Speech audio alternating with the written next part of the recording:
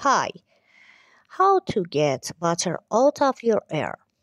Water can get trapped in your air after exposure to water, causing discomfort and potential hearing issues. This can lead to an infection called swimmer's ear, caused by bacteria and fungi in trapped water. Simple methods to remove water include tightening your head and gently pulling on your earlobe.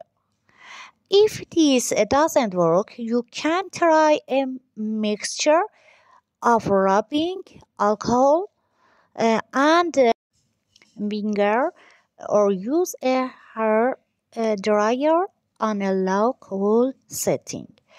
Hydrogen peroxide drops can also help if earwax is blocking the water.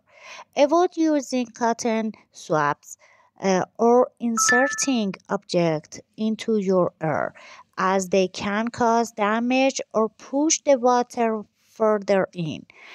If the water doesn't drain after a few days, or you experience symptoms of infection such as pain or fluid drainage, consult a healthcare provider.